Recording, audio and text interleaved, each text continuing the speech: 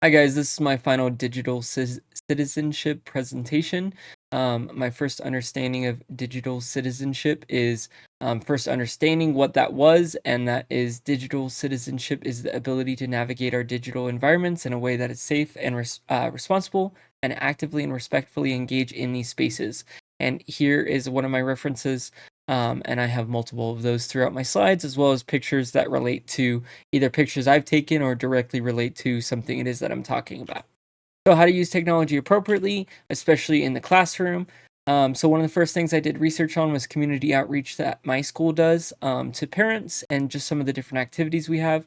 So one of the ways that my school does this is through S'mores. It's a Google website where they consistently update it and send out announcements via Parent Square.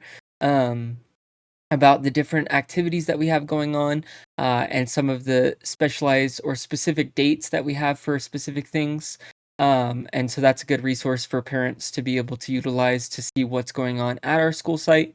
The ELD department translator options as well. We have one for the district and one at the site level as well, where if we need articles or any parent letters to be sent home, we can send it to this department to then get it translated, and I didn't know that that existed.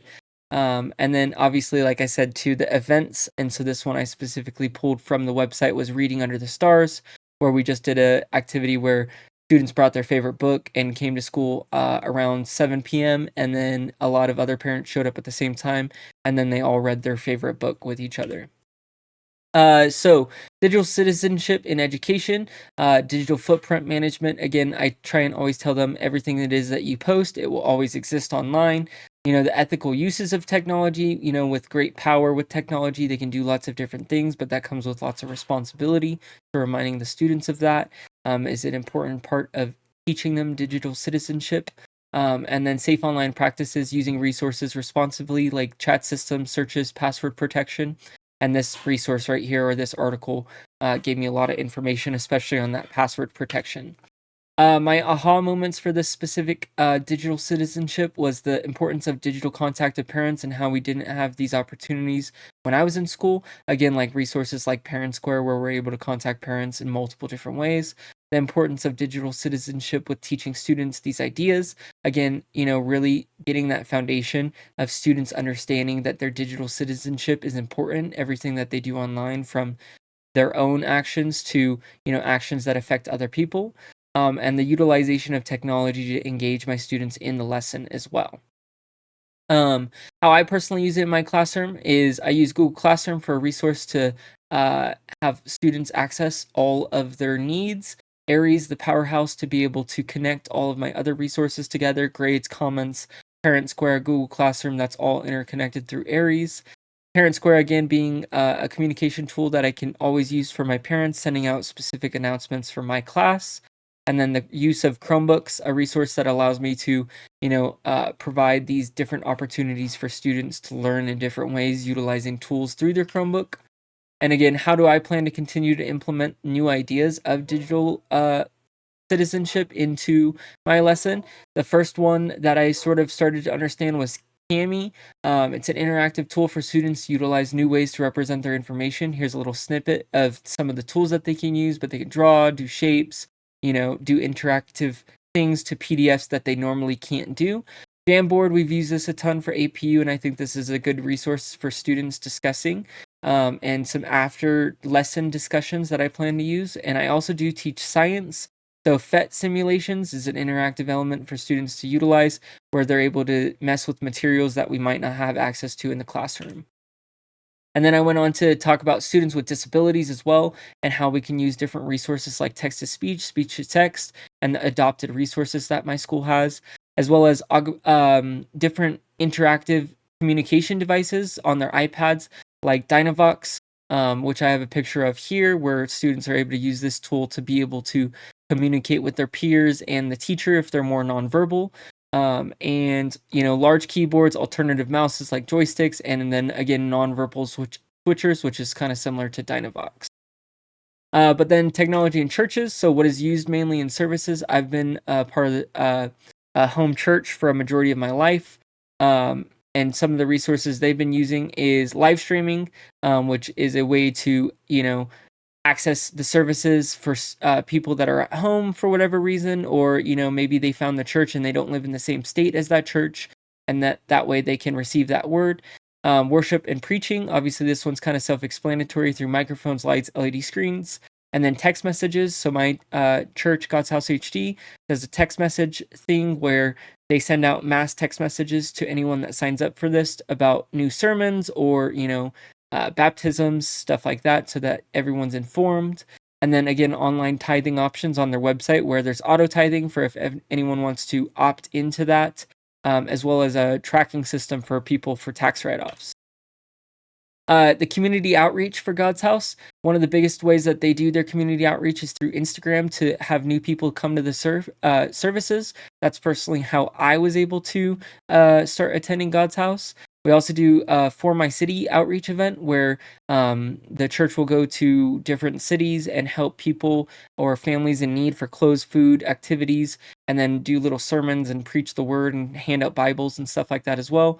We also have a mother's room attached to the main service area where it's soundproofed room attached to the main room. And mothers can go in there if their baby's crying, but that way they still receive the word. And it's a one-way window so that they can see out, but people can't see in. And then the children's ministry / high school ministry, which was more recent for high school ministry. Again, in the mornings, we have that 2 to 16-year-old option.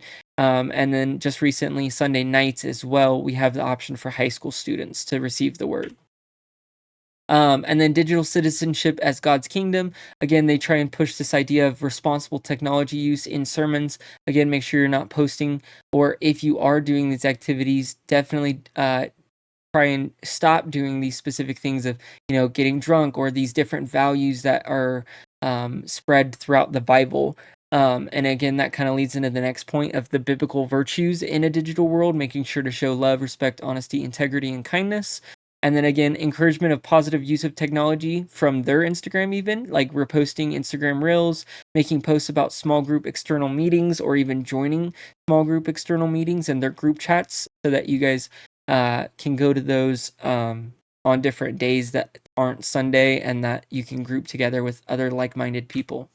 And then my aha moments for this was church technology encouraging inclusiveness, the outreach systems that we do, reaching out to children and teaching them about the Word of God, the elderly and at home, through the live streaming system, virtual faith community, again, through the small connect groups, and, through the group chat systems that they have implemented, and then reaching new generations through, social media and stuff like that. What I learned personally using services, again, I was part of the production team at this church for a long time, and so these are the 3 resources I would normally use. And again, this will go into my next slide of how I use these now today. But Premiere Pro was our main editing software to then get videos onto YouTube. The Blackmagic board was the control switch to everything: lights, cameras, LED screen, etc., so that everything was streamlined easily through a couple buttons. And then the most complicated thing was this. Was the soundboard, which is the primary unit of the team, and its ability to synchronize multiple instruments and voices from the people on the band, and the sermon from the pastor, and etc. So how I use these resources now, by learning how to do editing software. I personally have a cinematic gym video Instagram account where I've used that in my personal time, as well as the broadcasting team at my school does announcements every Wednesday morning because it's our minimum day. And so the teacher that ran that broadcasting system needed a quick refresher on how editing software worked. And so I, helped her out in regard to that. And then the new school technology, microphone systems. We just got a new microphone system for our NPR for our main stage. And that was a big suggestion from me of what microphones we should be getting directly from what I learned from God's House. And then at personal classroom lighting systems, I have LED lights across the top of my walls through LED strips, and then a sky projector system where it's stars and planets and stuff like that to interact and engage students in science lessons. And then here's my first references page, and here is my second references page.